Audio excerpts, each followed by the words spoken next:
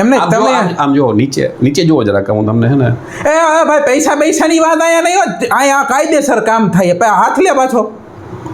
કાયદેસર જે ફોર્મના પૈસા થાય ને એ જ તારે ભરવાના હે ભાઈ. દેખું ત્યાં લાપસી એક નંબર બનાવી હતી હો.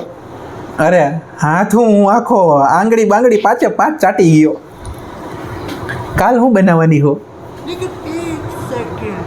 મોરું. અરે ભાઈ મીઠા વગરનું મને નથી ભાઈ. બંધ કરો ને તમારી લવારી હવે. અખામ હવે આ એક કસ્ટમર આવ્યું છે કોક માથા વગરનો ગમ રાડ્યો નાખે. ભાઈ માથા વગરના કોને કયો?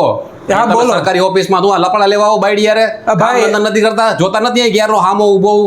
એટલે ભાઈ કઈ તું બોલ માં લફડા શું કરે છે? આ ભગાડી નથી લેવો અને મારી બાયડીને હાથ ફેરા ફરીને લઈ આવ્યો હું કામે બોલો. હાથ ફેરા હોય તો ઘરે જઈને વાતો કરો ને. અહીં આવીને શું કરો છો? અહીં આવીને અમારા કામ કરો ને. જન્મનો દાખલો કાઢો હાલો મારો. તમારો? હા તો શું મારો જોઈએ ને તો કોનો હોય? તમારા જન્મનો દાખલો તો નીકળી ગયો હોય જન્મ થયો હોય ત્યારે. મારો દાખલો નથી નીકળ્યો. મને કીધું કે તું હે ને જન્મનો દાખલો કઢાઈ આવ. મારે જાવું સ્કૂલે. સ્કૂલે કેટલા વર્ષના હો? હું 25 વર્ષનો. 25 વર્ષના હો નથી તમારો જન્મનો દાખલો નથી બન્યો એમ? હા તો પ્રિન્સિપલે કીધું કે તમારો જન્મનો દાખલો જોવે. એલા ભાઈ ક્યાં જવાનું? તો કે સરકારી ઓફિસે. તમે ભાઈ ડાયરેક્ટ હે ને અહીંયા મોઢું ઉપાડીને ધોયડા નો આવો, ઘરે ચેક કરો. ઘરે શું ચેક કરું? અરે ભાઈ જન્મનો દાખલો જન્મ થાય એટલે તરત નીકળી જાય.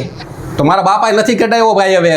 પણ બાપા નો કઢવ્યો, ઓલો ડોક્ટર બધું કઢવીને દઈ દી હાથમાં આલ્યો જન્મનો દાખલો કરીને. હવે હું મગજ ફેરવો. પણ મારો જન્મ ગામડામાં થયો હોય. પણ ગામડામાં થયો, હોસ્પિટલમાં થયો છે ને ગામડામાં તો. ના અહીંયા એકાદો હકીમ હોય એને ઘરે બોલાવ્યો હતો. તો ભાઈ 25 વર્ષના થયા તમારા સ્કૂલમાં તમે હજી નથી જતા? પેલો દી હતો. પ્લે હાઉસમાં આવીશો નહીં તો? ના પેલું ધોરણ.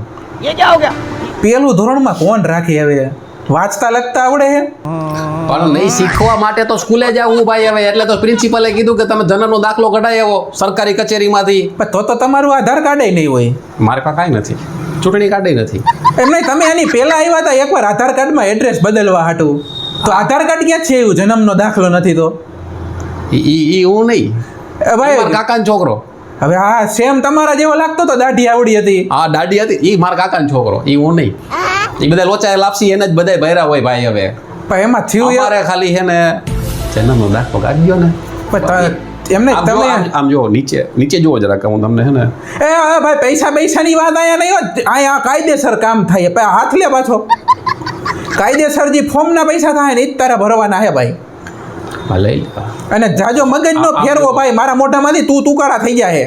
પણ નહીં ખબર પડે, તું કાઢી દો ને ભાઈ. નહીં કોને ખબર પડે? એટલે ભાઈ હું ઈમાનદાર માણા હું.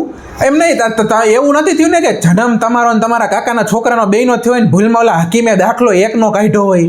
એને એમ હોય કે એક જ આવ્યો હોય પણ આવ્યા બે હોય. તમે પેલા ભાઈ હકીમ પાસે જઈને બે છે ને તમે તમારા કાકાનો છોકરો બે જાઓ હકીમ પાસે. હકીમ માગર